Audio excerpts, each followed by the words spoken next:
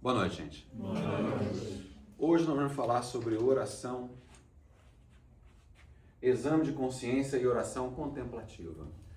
Dois aspectos importantes do momento que nós estamos passando na Quaresma. Dois pontos que muitas vezes não são olhados a fundo. São termos usados de forma muito superficial, associados a um evento. Por exemplo, quando você pensa em exame de consciência, você pensa logo em sacramento da penitência. Eu preciso fazer um exame de consciência para me confessar. Muito superficial essa forma de olhar o exame de consciência, porque o exame de consciência é aquele momento em que você se compromete em se transformar. É um exercício de humildade. Então, se você só tem esse exercício antes de confessar, a não ser que seja uma pessoa que confesse toda semana, você está perdendo a oportunidade dessa transformação causada pelo arrependimento. Quando você pensa no sacramento da penitência, e que fala é importante para que haja uma absolvição, que haja um compromisso com a mudança, um ato de contrição, para que haja o arrependimento, você fala assim, então Deus quer que nós nos arrependamos. Deus não precisa do meu arrependimento, não precisa do seu arrependimento. Ele sabe tudo, ele já sabe o que vai acontecer, ele já está presente. Quem precisa do arrependimento somos nós. O arrependimento é um ato de transformação. Então, se nós não nos arrependemos do que nós fizemos, nós vamos fazer de novo. Não há transformação, há um hábito. Então, o exame de consciência é parte desse exercício de deixar muito claro para nós o que nós precisamos transformar. Então, nós vamos falar hoje sobre o exame de consciência e vamos falar também sobre a parte da oração contemplativa. Por quê? Porque dentro dessa transformação, o alimento que a oração nos dá, o contato amoroso com Deus, é que permite o que é muito fundamental na Quaresma, esse processo de reflexão, purificação e iluminação. Essa iluminação é a presença da luz de Cristo em nós, que vem através de nós nos conectarmos através da oração. Então, o não exercício dessas ferramentas limita em muito a existência e a absorção da graça. A graça existe. Nós vamos falar, vou até falar um pouquinho sobre graça. Não sei se está no material. Acho que não está no material. Vou explorar um pouco a graça também. Vamos começar a aula, então? Antes de começar a aula, vou fazer uma pergunta aqui, mas eu quero mais de 2 pessoas respondendo, tá? Quando você pensa em exame de consciência, o que te vem à cabeça? Uma reflexão. Reflexão? Sim. Uma palavra, o que mais? Pensar, refletir sobre os seus próprios atos, comportamentos, e a fundo do que está na sua consciência. Uma autoanálise, né? Mas exercício da humildade também. Dá medo? Dá, né? Se olhar dá medo, né? Porque parte de uma boa reflexão vem daquele aspecto da iluminação. Por que essa iluminação? Porque todos nós temos cantos escuros. Todos nós temos cantos que nós não queremos ver. E uma contemplação bem feita traz a luz divina na nossa consciência. E essa iluminação mostra os cantos escuros dos quais nós mesmos queremos esconder.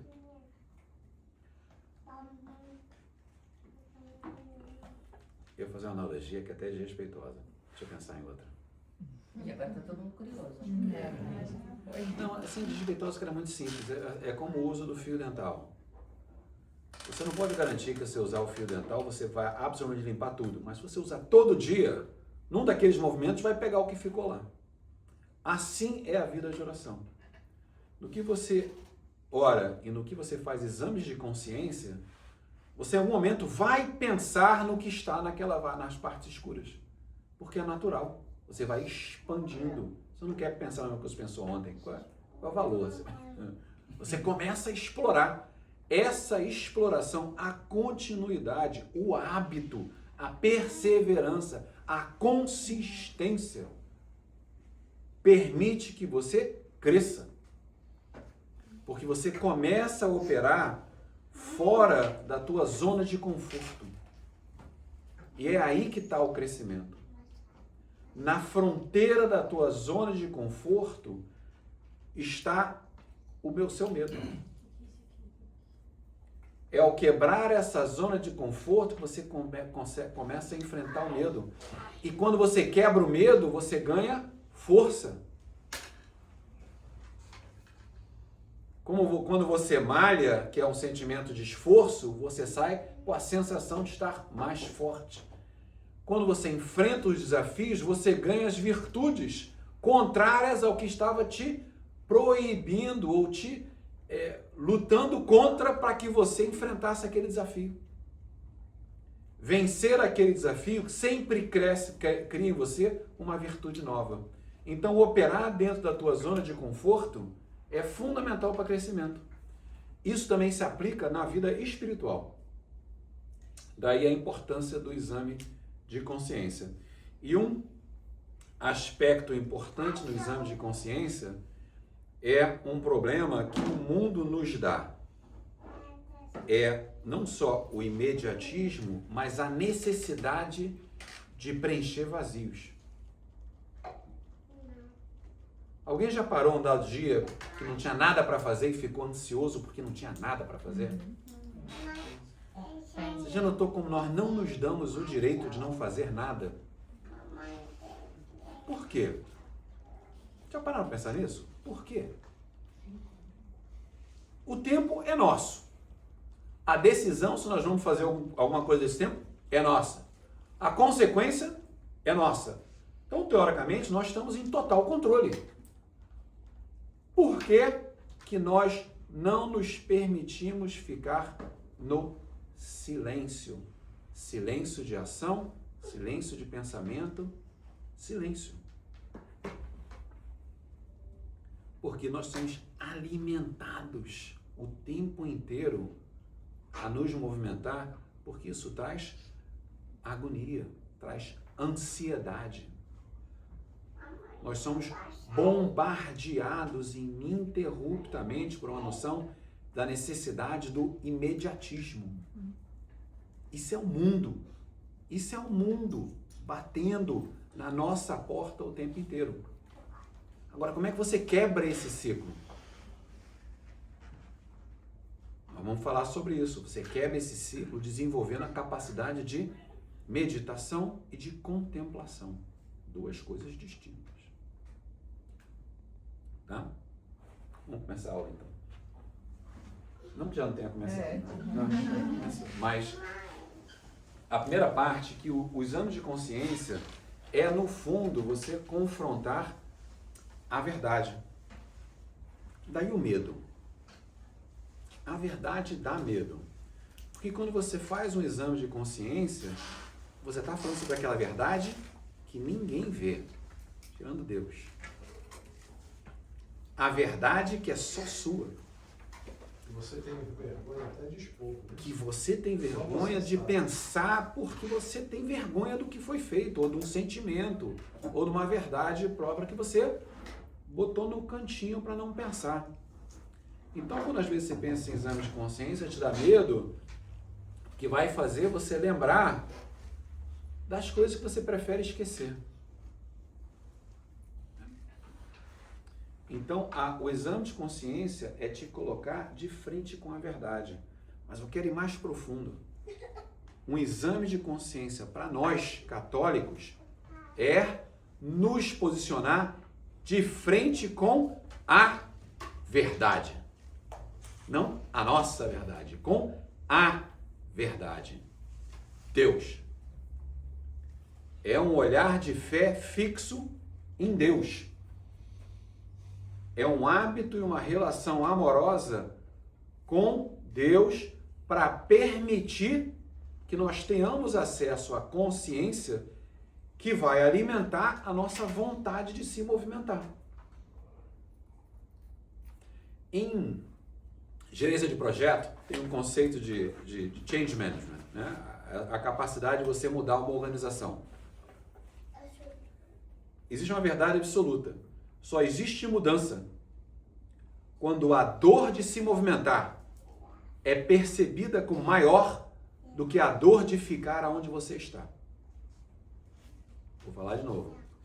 Quando a dor de se movimentar é percebida como sendo menor. Menor. Menor. É menor. Eu falei maior? Maior. Então tá bem que eu repeti.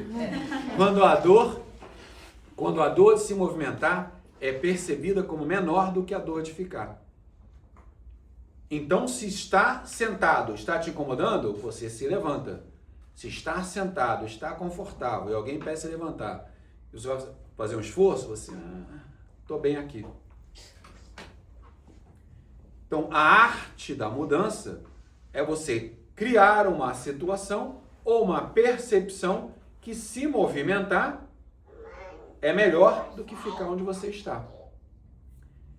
Esta sensação em nós, na nossa jornada, é causado pela graça que nos alimenta, dando entendimento e sabedoria, e pelo arrependimento, que nos mostra a dor de ficar onde nós estamos.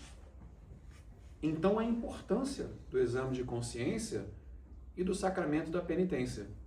Porque se você não trouxer esses dois juntos, não há transformação. Quer dizer, existem outras transformações causadas por outros, mas esse é um dos maiores instrumentos mais simples de serem usados, de acesso a todo mundo, todos os batizados. Então, o exame de consciência é um encontro com a verdade, não de medo, mas de luz. Por quê? Porque você confia, fé, que ao fazer o exame de consciência, você está se colocando à frente de um Deus que é Pai, é um juiz justo e é médico de alma. O exame de consciência não é um exercício de ser julgado, é um exercício de ser salvo. Se preparar para uma confissão, para ser absolvido. É a preparação para a misericórdia, não para o julgamento. Quando se começa a exercitar o exame de consciência, entender por que ele é feito, como ele é feito, você começa a repensar até com relação ao exame de consciência. Vocês lembram que na aula de pecado, eu falei que uma das transformações que acontece conforme você começa a viver aquela metanoia, aquela transformação interna, que você deixa de parar de pecar por medo de ir para o inferno e você passa a parar de pecar por amor? Que você começa a não fazer certas coisas por amor ao próximo, por amor a Deus. E não porque se você fizer um pecado, você vai ter que se confessar. Então, esse é um processo evolutivo. No exame de consciência é o mesmo processo.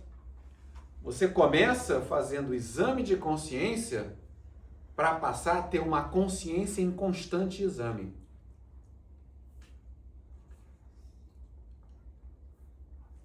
Você passa de fazer o exame de consciência para ter uma consciência em constante exame.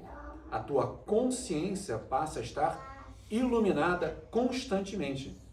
Então você entender aonde você deve estar deixa de ser um exercício isolado, passa a ser uma forma de ser, uma forma de viver. É aí que você vai estar vivendo muito mais as virtudes, evitando muito mais os pecados, porque aquela ideia da advertência do pecado, lembra? Advertência, consentimento e matéria grave para ter o pecado. Aquela advertência está ativa ininterruptamente. A sua consciência está em estado de exame o tempo todo. Se a tua advertência, o teu radar para captar os problemas está ativo ininterruptamente, você vai notar o pecado muito antes de você se permitir consentir no pecado. E com isso, Um exemplo que aconteceu comigo, vou expor o que aconteceu. Recentemente, né, tivemos o Ayatollah que foi morto, né? Confesso pra vocês, né, que eu ia vibrar, eu ia falar, graças a Deus. Aí gente, eu falei, amor, acho que eu tô pecando, juro. Aí eu falei assim, não, eu não posso ficar feliz com a morte de ninguém, nem de um cara que eu acho que é um péssimo pra humanidade. Aí eu me controlei, não sei se eu tô fazendo certo, mas eu parei de, eu acho, eu não lamento muito, mas eu não vou festejar. Eu pequei também. Eu não posso festejar, mas eu confesso que eu não lamento, acho que eu vou levar isso pro padre. Então eu vou anotar, já anotei. mas é importante, mas lembrando também que nós somos... Ficamos juntos? Pois Hoje que é. mataram 88. Mataram 88 hoje. Não tem nem substituto mais. Mas eu não tô vibrando. Aí eu peguei mesmo. Ai, pode deixar. Eles têm, eles se multiplicam. Bom, gente, vamos mudar de assunto pra gente não continuar consentindo. É verdade. Eu não consenti então, né? Não Olha a consenti. luz batendo aí. Olha a luz batendo aí na consciência. Mas você já trouxe luz para todos. Então, o que realmente é o exame? Primeiro, um ato de humildade. Ao fazer o exame de consciência, você está reconhecendo que você errou. Primeiro passo, já existe humildade nisso. Você está reconhecendo que você não é perfeito. Você está reconhecendo que há algo melhor do que você naqueles atos. Então começa a humildade, lembra? Uma das maiores virtudes, uma das mais difíceis. A virtude contrária ao maior dos pecados, a soberba, pecado de Satanás. Né? Depois, é um ato de confiança. Lembra que eu falei no slide passado? Quando você faz um exame de confiança, que você acredita que você está frente ao Pai justo, um juiz, e te levando para a misericórdia, você confia em Deus e começa a fazer um exame de consciência, você está fazendo aí, então, um ato de fé, um ato de confiança em Deus. Você está buscando luz interior, exatamente para iluminar aqueles cantos escuros que você esconde de você mesmo. Quanto mais você trabalhar um ato de exame de consciência, mais você vai ter acesso a esses cantos escuros. Mais você vai refletir, mais você vai mudar, mais você vai confessar, mais você vai ser absolvido, mais leve você fica, mais perto de Deus você vai ficar. E é um ato de maturidade espiritual. Quando você não faz exame de consciência ou não faz com frequência, quando há um problema, a tua primeira opção é culpar os outros. Quando você tem o hábito de fazer o exame de consciência, lembra, você já está num processo em que você tem humildade, você tem fé e confiança, você iluminou aqueles defeitos que você sabe que você tem, você já pensa, tudo bem, eu acho que eu também tenho culpa nisso daí. Aquela pessoa poderia não ter feito, mas como é que eu provoquei isso? Eu provoquei de alguma forma? Você começa a se examinar de uma forma diferente. Você parte de uma posição humilde. Então vê como o desenvolvimento de certos hábitos cria uma mudança real na alma. Essa mudança real na alma foi iniciada no batismo. A primeira alteração real da nossa alma é causada pela infusão do Espírito Santo no batismo.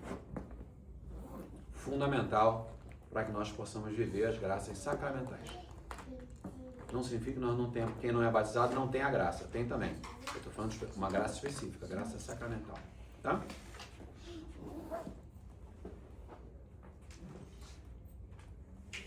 Vamos falar de graça, da graça. Não está no material, tá? Mas nós temos basicamente 4 tipos de graça. Porque fala assim, não, receber a graça, vou ter a graça, é um dom da graça. Fala assim, graça, graça, graça, mas O que é a graça? A graça é o alimento de Deus que nos permite transformações. É o que nos alimenta. A fé é uma graça, é a primeira das graças. O querigma é a primeira graça, o momento em que a fé te toca. Primeira graça. Mas que graça é essa? Então nós temos 4 tipos. Eu vou explorar mais 2 das graças, porque as outras duas a gente poderia se expandir, mas elas são mais ou menos que óbvias e já foram exploradas em outras aulas, tá? Vou começar pelas 2 que já foram exploradas. A graça sacramental são as graças recebidas pelo exercício dos sacramentos. E a graça carismática, que são as graças recebidas pelos dons do Espírito Santo, que nós também já conversamos. Então, essas 2 graças, dá para fazer uma associação direta, a sacramental e a carismática, tá? As outras 2 graças são a graça atual e a graça habitual. Essa graça, a graça atual, são graças temporais. Você foi tocado. Um exemplo perfeito é o querigma. Alguma coisa tocou o teu coração, você teve interesse, você teve curiosidade, você teve vontade de rezar quando você nunca rezou. Você teve vontade de entrar numa igreja que você não está acostumado a entrar. Você entrou numa igreja e sentiu uma paz que você não está acostumado a sentir. Graça atual. Ela é temporária. Ela ilumina o teu intelecto. Ela cria uma vontade. Quem tem acesso a essa graça? Todo mundo. Absolutamente todo mundo.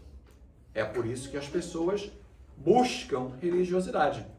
Porque elas foram tocadas e deram o sim. Essa é a graça atual. Temporária. Vai e volta. A graça habitual é a graça que habita. É uma graça permanente.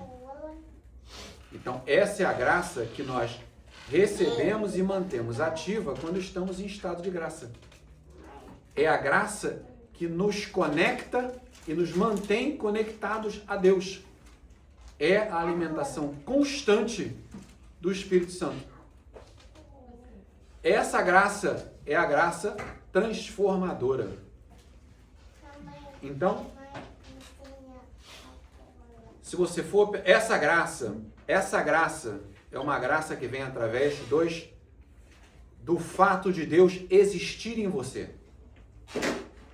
E o Espírito Santo começa a existir em você na primeira transformação real da sua alma. Ou seja, a graça habitual só é possível a partir do batismo. Porque, a partir daquele momento, a presença do Espírito Santo está contigo, marcado na tua alma. E a graça não é algo que aconteça por uma vontade externa. A graça, ela acontece por Deus estar dentro de nós. Lembra quando eu falei de Espírito Santo, quando fala assim, vinde Espírito Santo, não é vinde Espírito Santo, é vinde Espírito Santo, porque ele está dentro de nós. Está dentro de nós por causa dessa graça habitual. Essa é a graça transformadora. Por quê? Porque é uma propulsão ininterrupta de dentro para fora. Quando você se permite. Então, é uma graça que é vivida por todos? Não.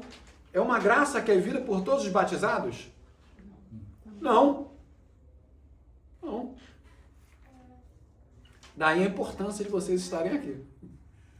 Por quê? Tem muitos católicos de vela fechada, sentados no seu barquinho, vivendo as tribulações do mar, sem se movimentar, porque as velas estão fechadas ou semi-abertas. Vai à missa todo domingo? Há graça. Comunga? Há graça.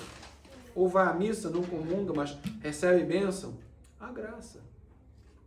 Participa de um rosário aqui ou ali? Há graça. Tudo isso nos traz virtudes. Entendeu? Então, há graça nisso.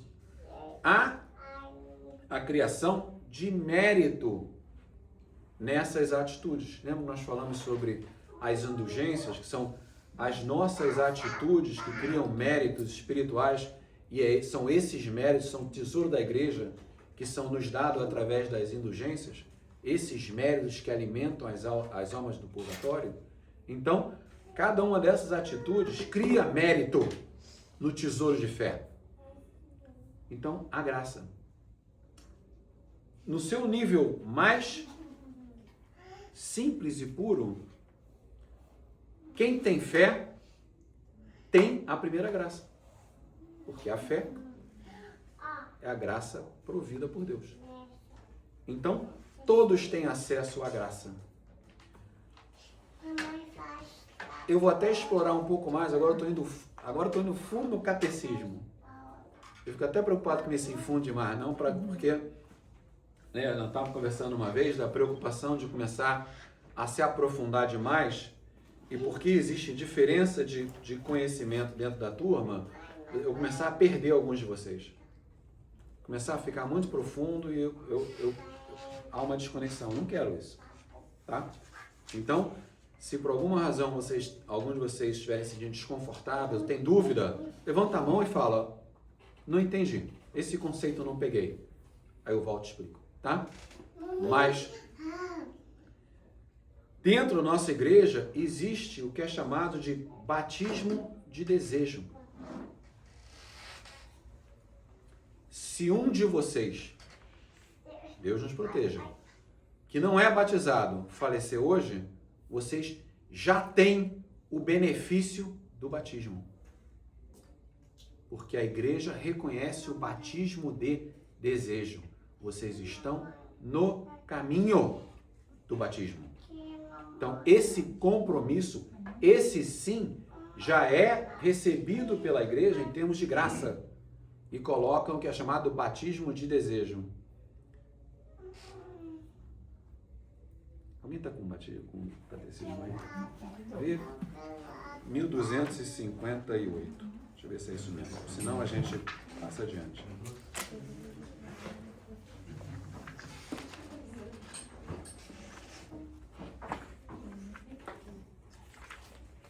Desde sempre, a igreja mantém a firme convicção de que as pessoas que morrem em razão da fé sem terem recebido o batismo são batizadas por sua morte e com Cristo. Esse batismo de sangue, como o desejo do batismo, acarreta os frutos do batismo sem ser sacramento.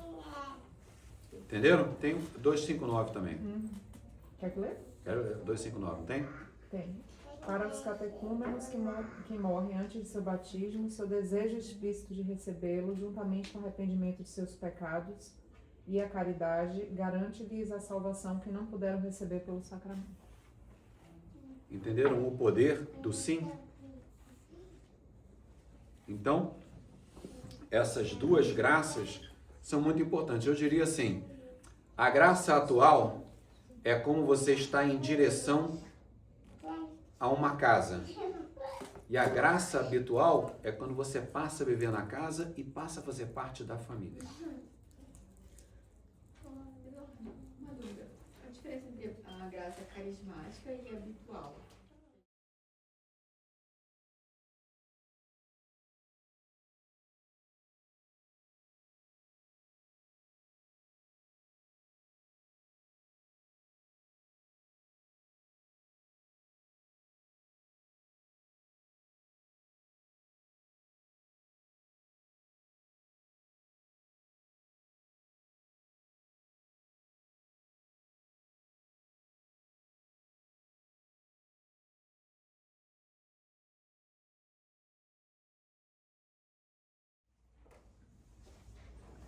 Por que a igreja recomenda o exame?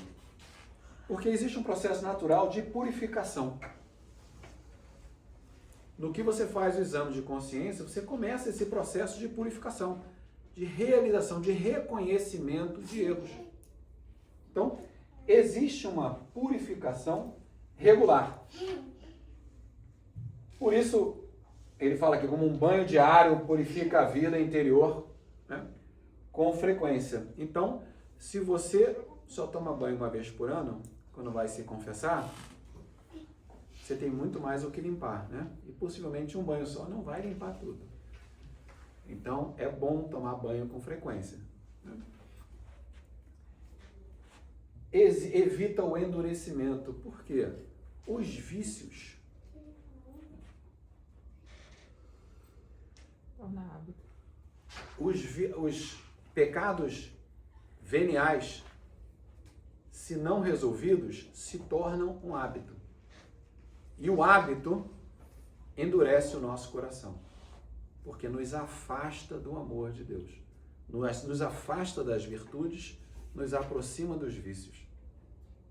Então, esse processo de exame de consciência é um processo de nos relembrar das virtudes, porque você vai se examinar sob a ótica dos 10 mandamentos, sob a ótica das virtudes a serem desenvolvidas, sobre as óticas das crenças fundamentais, dos valores morais da igreja, tudo que nós conversamos até hoje.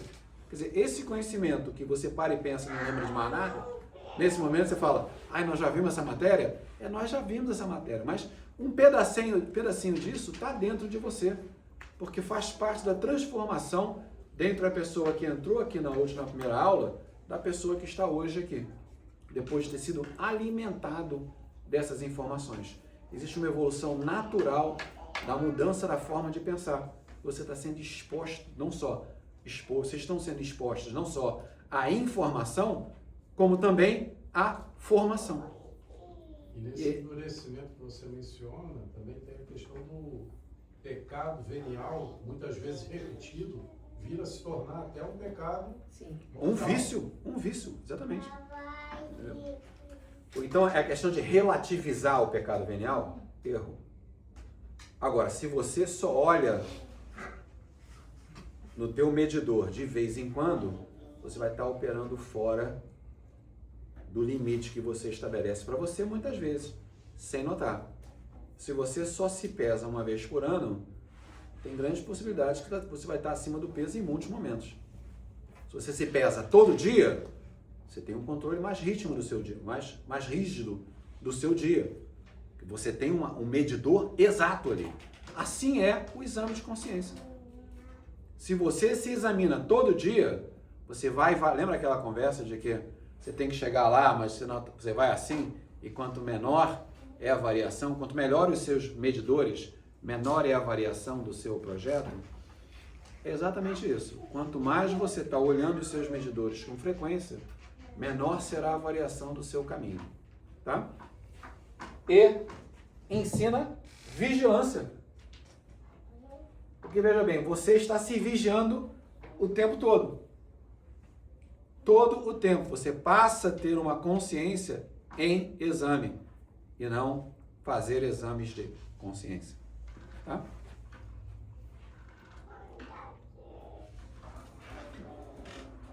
Quais são as etapas para um exame de consciência e aqui, efetivamente, um exame diário?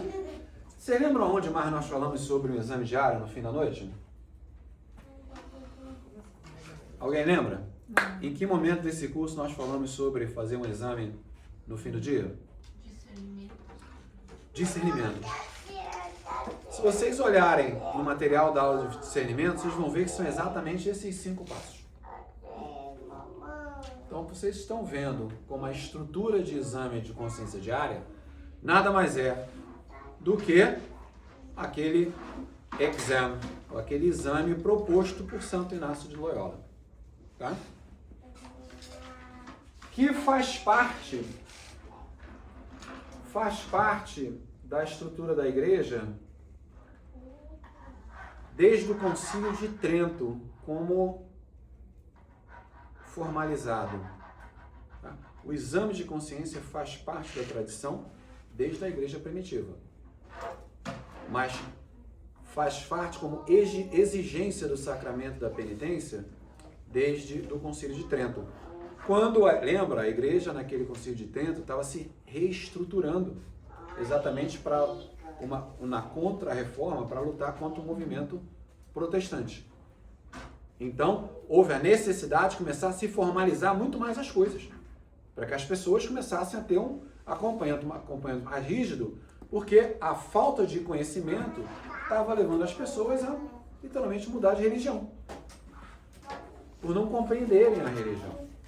Então, e curiosidade, se começamos a bater data, não é à toa que é esse aqui não. Na área de discernimento nós falamos sobre Inácio de Loyola, o acidente dele, a conversão, a criação dos exercícios, e num dado momento ele criou a Companhia de Jesus e levou os exercícios espirituais ao Papa. Por um acaso, ali o Papa Paulo III. Isso aconteceu em 1547. 1548. O Concílio de Trento foi de 45 a 63. Foram 18 anos. Mas foram 18 anos, na verdade, foram 3 fases distintas. Por um acaso, 3 papas distintos. Nessas 3 fases, durante os 18 anos. O primeiro acabou em 1547, pelo Papa Paulo III. É o mesmo Papa que aprovou os exercícios de Santo Inácio como oficiais para a igreja. Ou seja, essa aprovação de Paulo III dos exercícios espirituais acabou fazendo parte das discussões do Concílio de Trento, porque a partir daí as 2 outras fases já tinham esse exercício como reconhecido pela igreja, como exercício de consciência. E no final do Concílio de Trento, eles então disseram, olha, a partir de agora, para que possa ser feita uma boa preparação para o sacramento da penitência, é exigência que haja um exame de consciência. E aí eles deram a fórmula de Inácio de Loyola, os 5 passos. Tá? Quer dizer, as coisas não aconteceram à toa, não. As datas, tá tudo acontecendo, aquele turbilhão no mesmo momento. Tá certo? Então, você invoca o espíritozinho de espírito, pede a presença do espírito para te iluminar, para que você possa entender e conseguir se ver, trazer a luz, para que você possa, através da luz, ver os cantos escuros. Você agradece todas as bênçãos, humildade, obrigado por tudo que fizeste por mim, né? No Agradece. Catecismo fala também que São Paulo exorta um exame de consciência. Desde a igreja primitiva já fazia parte Todo da... aquele que comer do pão, beber do cálice do Senhor, indignamente será culpado contra o corpo e o sangue do Senhor. Exatamente. E você for ver, vamos ver referências a passagens também da igreja primitiva. 1385, 87 e 87. Aí você revê o dia, aqui é o exame que você está fazendo, o que é que eu fiz, mais do que eu fiz. O exame de consciência não é um relatório do que você fez de bom, o que você fez de errado. É do que eu fiz, como é que isso me mudou, como é que isso afetou alguém, como é que a minha ação criou coisas boas ou não no mundo, nas pessoas que eu amo, em mim. Até que ponto esse evento, que naquele momento eu tive raiva, me ajudou a ver algumas coisas que eu não estava vendo antes. Até que ponto você só conseguiu ver aquilo porque está fazendo o exame de consciência, porque senão você estaria remoendo a raiva amanhã, depois. Mas essa quebra faz com que na parte da humildade, lembra nós falamos, você começa a repensar até que ponto você pode ter sido um elemento causador do evento. E com isso, aquela ira que estava remoendo dentro de você, deixa de existir. A partir daí, você busca o período de cura no exercício de consciência, no exame de consciência. Você pede perdão a Deus, você pede perdão a você mesmo, você passa o exercício de cura. Então, estabelece um propósito de mudança. Errei, não deveria ter errado, quero mudar. Esse é o exame de consciência. Certo? Dúvida? Não? Eu gostei dessa frase aí embaixo. Assim, sem Espírito Santo, o exame torna-se mera análise psicológica, né? Faz sentido, né? Se você Porque não há transformação. Se você Se só o que você está fazendo é pensar nas coisas certas e erradas que você fez, Não faz sentido. agora, quando você faz isso sobre a ótica, recebendo a graça sobre a ótica das virtudes que você tem que desenvolver, sobre a ótica de desenvolver a caridade, o amor ao próximo, o amor a Deus, o amor a si, você começa a trazer essa análise de sobre um outro aspecto. Aí é transformacional. Aumenta a letra aí dessa frase. Eu só li por causa de ver. Eu vou compartilhar 2 arquivos depois da aula, tá? São 2 arquivos para preparação de exames de consciência. Mas é um arquivo que foi montado para uma confissão geral. Então é bastante amplo. Mas é bom olhar. Mas se bem que a confissão geral é muito bem-vinda de tempos em tempos, então é válido para todo mundo. É válido. Vocês vão ver que tem. Lendo isso aqui agora. Que por mais que a igreja só exija uma vez, você deve fazer menos os veniais, né? Exatamente. É. Vamos ver. Eu estou fazendo esse comentário porque tem 2 versões. Uma versão mais longa, que aí eu coloquei, por exemplo, um mandamento, a intenção e várias perguntas para te ajudar a ver se você falhou com aquele mandamento ou não, e uma área para você escrever. E aí no fim tem uma área toda em branco para você passar tudo que você escreveu em todos os pontos para uma folha só para você carregar contigo para a confissão. Mas tem alguns padres que eu já ouvi falar que não aceita você levar escrito. Na verdade, isso não, o padre tem que aceitar, ele inclusive aceita em língua diferente. É. Se você não falar uma língua, você pode chegar com alguma coisa escrita, porque ele está em persona Christi. Quem está lá é Deus, e Deus entende todas as línguas. Ele entende a tua atitude, ele entende o teu coração, ele entende a sua dedicação. Então você pode, até se você, por exemplo, não fala inglês, você pode. Isso na viagem. Você escreve em português, pede para o AI traduzir e você mostra para o padre em inglês. Você nem vai falar nada, o padre vai ler e vai te absolver daqueles pecados. Entendeu? Agora eu falar numa língua aí que ele não entenda, aí não. Também. Até Também pode pode. também. Também pode. Também pode. Porque veja bem, quem está te ouvindo é Cristo. Sim, faz sentido. E nesse lado, se você estiver falando uma mentira, mesmo que falando na mesma língua, o padre vai te absolver. Mas o que você está falando não é perdoado, porque quem perdoa não é o padre. Entendeu? Então, o que tá é o ato de você ter se preparado, ter feito um exame de consciência, ter passado por um processo de contrição, ter estabelecido um propósito de mudança. Lembra as etapas da confissão? É essa preparação que faz com que aquele ato, independente da língua, seja sacramental. Mas eu confesso que eu acho melhor o padre entender. Porque se você pode se pegar... Eu estou pensando aqui junto com vocês. Você tem vergonha de confessar algum pecado. Dessa forma, essa sua vergonha não vai nem existir. Não vai passar, porque você sabe o que está falando e o padre não vai estar entendendo nada. Eu entendo que é possível, mas talvez não seja o ideal. Não é o ideal, não é o que se deve buscar. Até porque, lembra que parte da confissão, às vezes, é o padre. Tem uma troca ali. Tem uma troca. O padre fala, eu vou te absolver com relação a isso, não se preocupe por causa disso, disso, disso. Nós fomos fazer a confissão assim. Na Notre Dame, eu devo ter ficado Ficou uns 20 minutos. uns 20 minutos, o padre falando comigo. Porque ele te aconselha. Eu me confessei e ele começou a me aconselhar. E foi muito interessante porque para ele fazer o ponto dele, ele fez uma analogia a um filme. Então ele contou o filme. Quando ele terminou o filme, ele deu a puxada final que conectou o filme ao que eu tinha confessado. Sensacional! Até então eu estava seguindo, entendendo, mas não estava vendo onde é que ele estava indo. Ele falou, agora, no filme acontece isso. Isso significa isso. Que é o que você está buscando e deveria se permitir. Pá. Sabe aquele negócio assim? Se fosse numa outra língua, não entender, eu teria perdido aquela bênção que foi aquele comentário. Entendeu? Que me permitiu... Mas no caso de não ter outra alternativa... não tem alternativa. O importante é confessar, né? Então, por quê? Porque os métodos tradicionais para o exame são 3.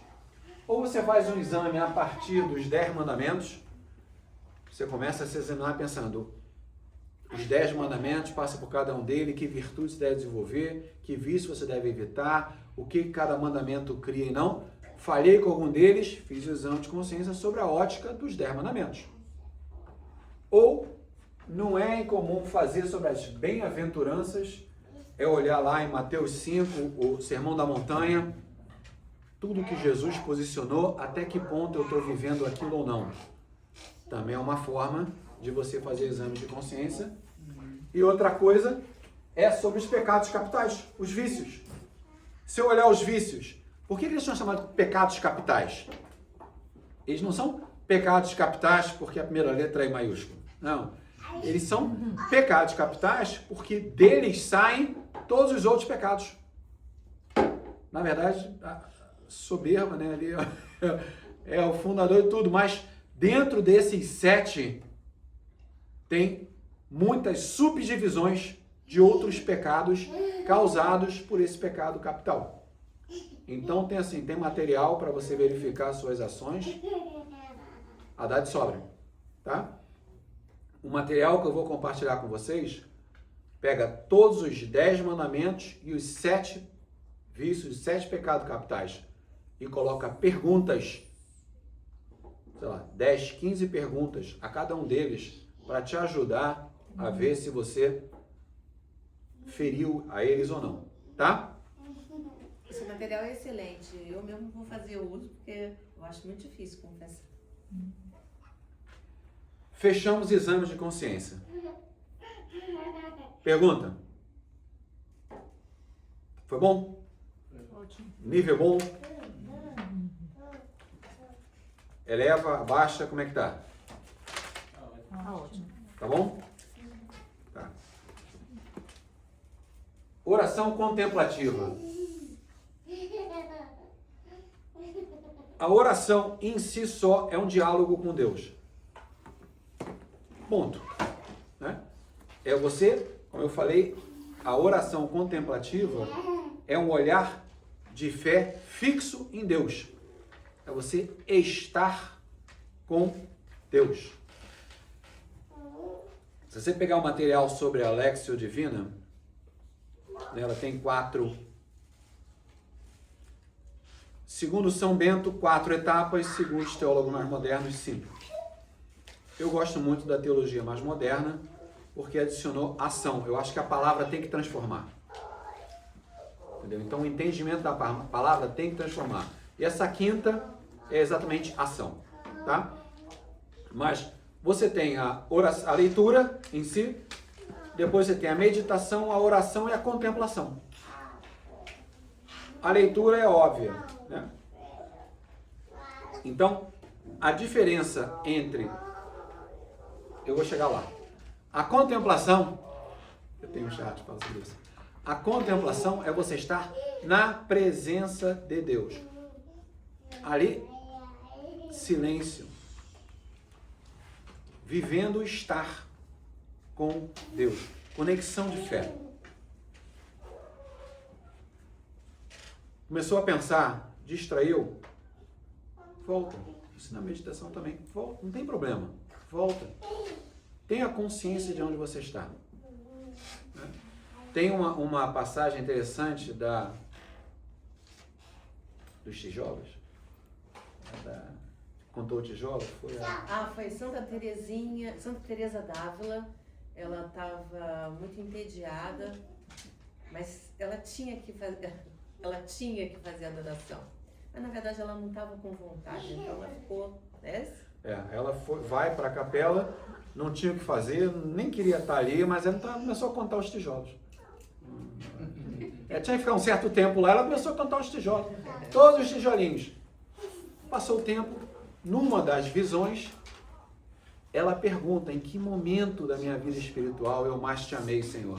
Aí ele falou: foi aquele dia em que você não queria estar ali, mas apesar de tudo, você esteve comigo o tempo todo contando tijolos. Entendeu? Então, é importante esse aspecto da contemplação. Então, é uma presença amorosa, é um olhar fixo em Jesus, é a presença amorosa. Estou aqui por amor. mesmo naquele momento eu não queira. Entendeu? Eu acho que vocês vão, se vocês, quem aqui já foi à adoração? Quem não foi, recomendo que vá um dia. Inclusive, essa sexta-feira tem aqui na capela 24 horas. É um exercício interessante. Toda primeira sexta. Mas em muitos momentos você vai ver, quando você está em adoração, você se sente bem por estar ali, mas você não tem o que orar. Você está ali e você não tem o que orar. Você começa a pensar, o que eu posso orar? O que eu posso falar com Deus? Eu tenho que falar alguma coisa, eu ficar aqui de bobeira não tá legal. Você começa a devagar. Não. Eu já vim para uma adoração uma vez que tinha uma pessoa dormindo. Não. Esteja com Deus. Presença. Ela estava tão em paz. Presença. Essa é uma forma de amor. Muitas vezes você está com alguém, você não está conversando, mas só de estar com aquela pessoa te faz bem. É presença. Assim também é com Deus. É um silêncio cheio de Deus. Literalmente, silêncio. Silêncio no ato, silêncio no pensamento, silêncio no sentimento. Você não tem que se forçar a nada. Sentimento é uma coisa muito perigosa, porque emoção é humana. Aqui você está falando sobre uma conexão sobrenatural. Emoção e sentimento são humanos, natural. Então, se você deixar a sua fé ser guiada por sentimentos ou emoções, você está retirando o sobrenatural da sua vida. Eu conheci uma pessoa sobre isso que você está falando, que ele deixou de ser católico porque ele queria emoção. Então ele falava, mas eu vou para protestante porque lá eu me emociono, as músicas... Na missa eu não sinto nada, né? Porque muita gente fala. Aí o Edu deu uma aula pro cara, vamos ver. Não sei se Vai voltar A atrás. gente faz o nosso papel, né? Então, e a outra é o descanso na vontade divina. A contemplação, vocês voltarem a olhar lá o material da Lexio Divina, tanto como a forma de ler, vocês vão ver que na anagógica e na meditácio, né, os dois falam sobre esse termo, descansar em Deus. É exatamente isso. Se permitir deitar a cabeça no peito de Deus. Que nem João. Que nem João na última ceia. Qual é a diferença entre meditação e contemplação? O que é mais importante, meditação ou contemplação? Vamos lá. Levanta a mão quem acha que é meditação. 0. Quem acha que é contemplação? Quem não acha nada, pelo jeito, né? A matemática não fechou, né? Tem o pessoal que está em cima do muro. As duas são importantes. As duas têm aspectos divinos, distintos. As duas nos tocam e exigem de nós atitudes e formas distintas de viver cada uma delas. A meditação, você usa a tua inteligência, você reflete sobre aquela passagem bíblica e você faz uma análise da verdade da fé. É exatamente essa etapa na Lexio Divina. Ou seja, é a parte da leitura literal da forma de ler a Bíblia. Você está lendo e você está analisando aquilo que você está lendo. Qual é a verdade de fé que existe naquele pedaço? Você está meditando sobre aquilo, você está pensando. É o teu intelecto trabalhando. É importante? Claro que é. Claro que é. Para você começar a entrar na parte espiritual, você tem que ter vivido a fé daquela verdade que você está lendo. É esse momento que você movimenta da leitura espiritual, da leitura literal, para a leitura espiritual. E aí você começa a desenvolver fé, caridade, entendeu? Você começa a viver as virtudes teologais das outras 3 fases da leitura espiritual. Então, essa meditação sobre a verdade é fundamental. Agora, não pode parar aí. Porque senão é uma mera leitura. Volta para o que a gente estava lendo aqui. É como um exame de consciência por aspecto psicológico da coisa. Eu fui um mau menino hoje. Ah, eu fui um bom menino hoje. Eu escolhi o pedaço maior. Nossa, não deveria ter feito. Né? Então, a contemplação é simples. É simples.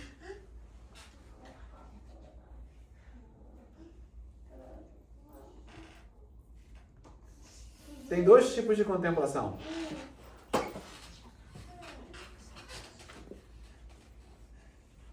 Tem a contemplação que ela é extraordinária, ela é mística, ela é infusa, ela é transformadora.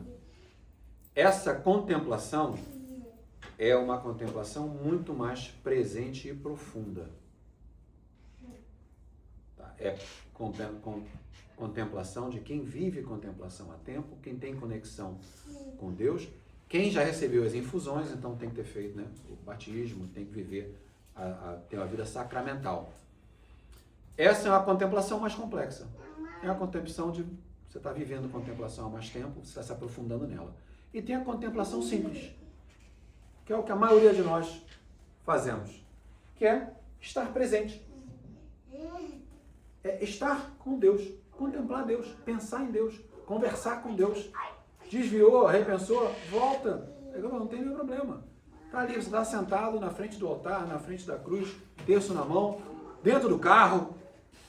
Preste atenção na direção, mas você está contemplando, você está na presença de Deus.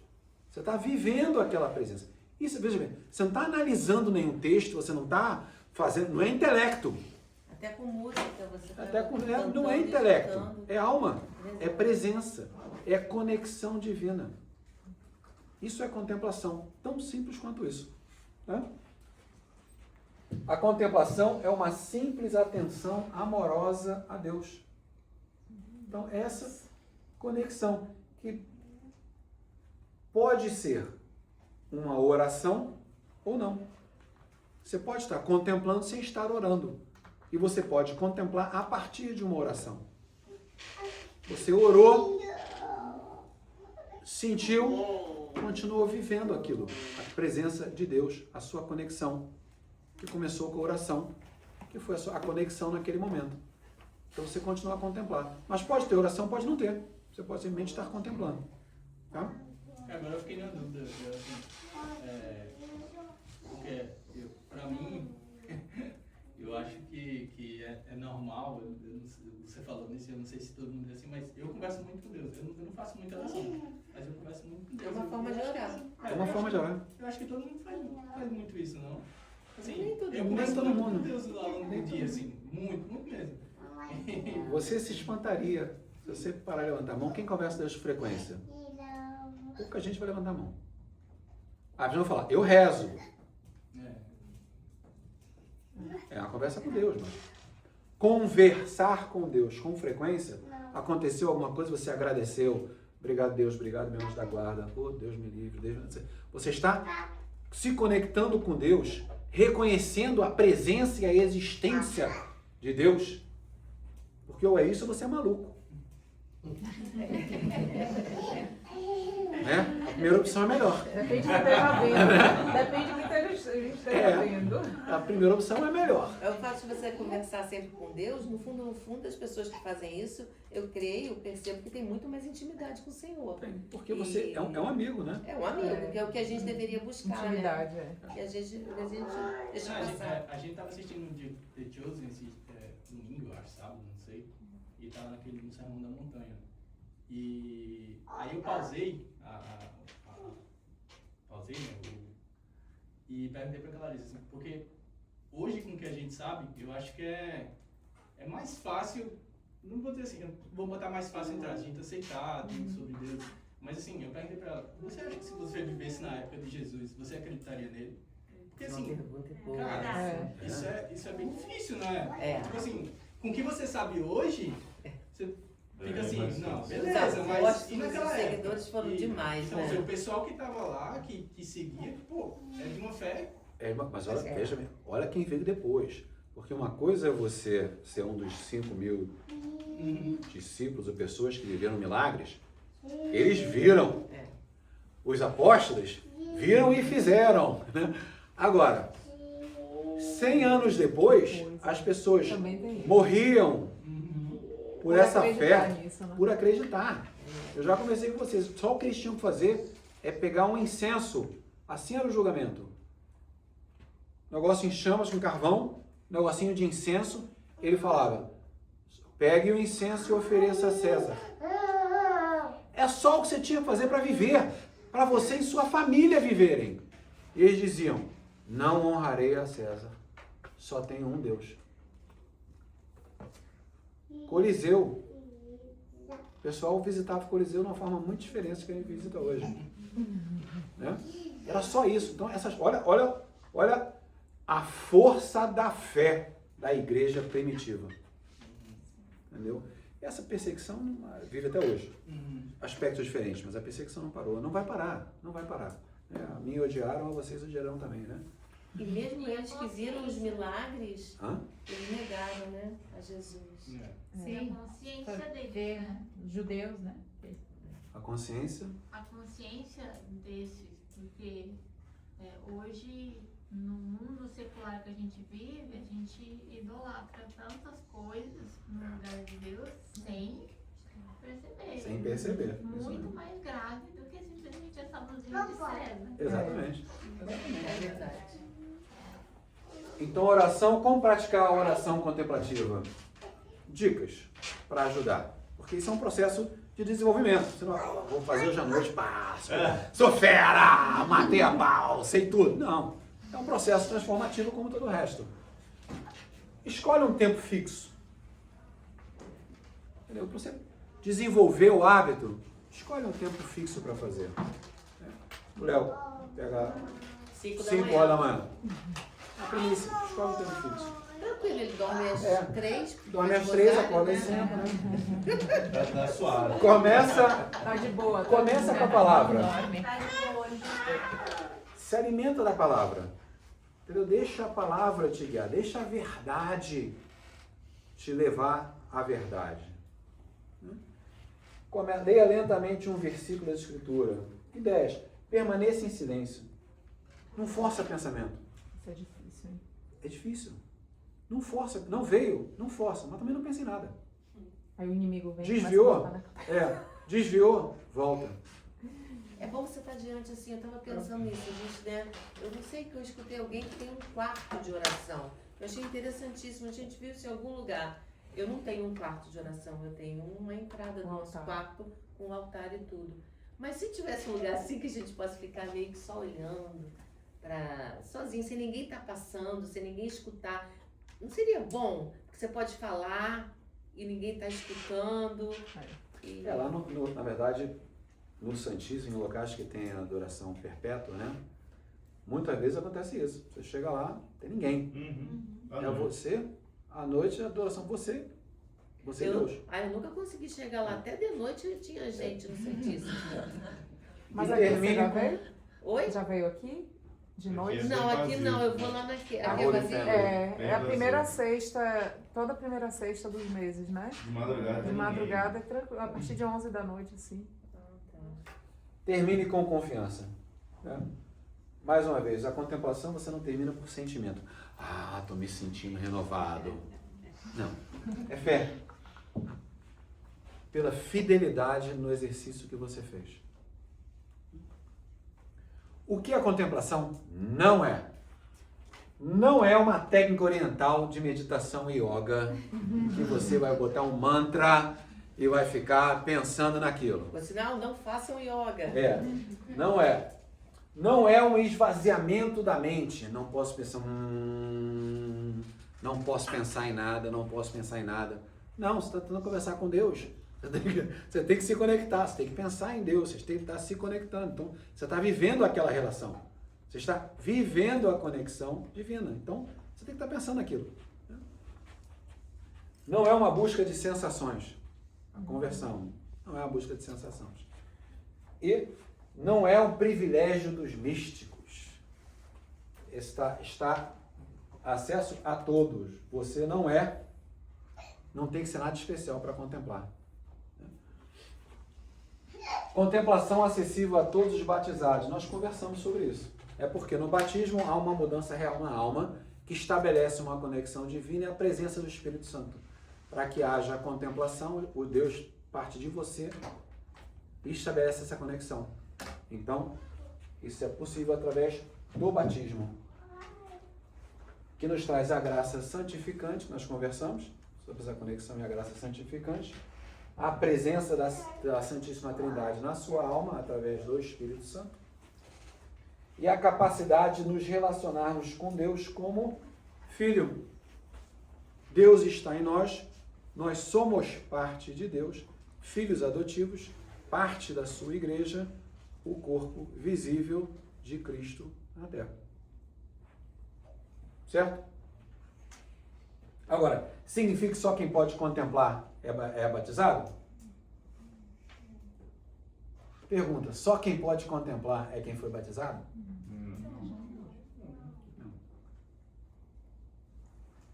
Como nós falamos, se você tem fé, você já recebeu a primeira graça. Você já tem a conexão. A diferença é se a conexão, se você já mora na casa e faz parte da família, ou se você está visitando a casa constantemente. Tá? Então, o importante é um complementa o outro. O exame de consciência te purifica, te humilha, desmascara quem você é. Ele te mostra quem você é. Enquanto que a contemplação nos mostra quem Deus é. Então você se humilha, se purifica e se entrega através da contemplação. E aí você está permitindo a vivência da graça limpo, através desse exame. Isso aqui eu acho muito interessante, acho essa frase muito forte, muito importante. Porque às vezes nós não temos essa consciência. Eu já comentei aqui sobre o fato de que a fé sem a obra é vã, é vazia. É que nem o amor sem a obra. O amor sem a ação, eu te amo, não te ligo, não te procuro, não falo direito contigo, não te trato bem. Não, mas eu te amo. Que valor tem esse amor? Né? Então, verdade sem amor se torna dureza, atitudes duras. Porém, o amor sem a verdade é uma ilusão. Esse amor de eu te amo e sem ação é uma pura ilusão. Então, a vida cristã amadurece quando unimos ambos.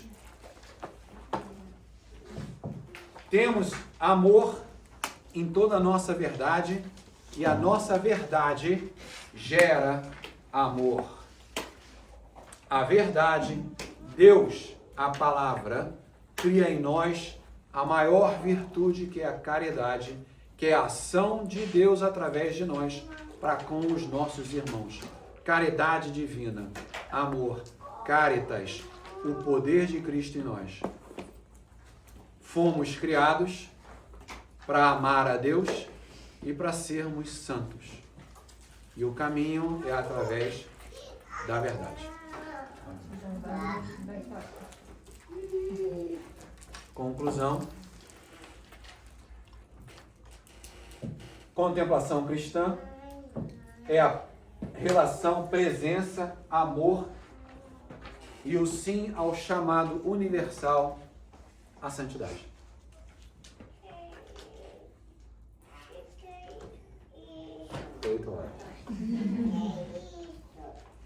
Vamos levantar a oração?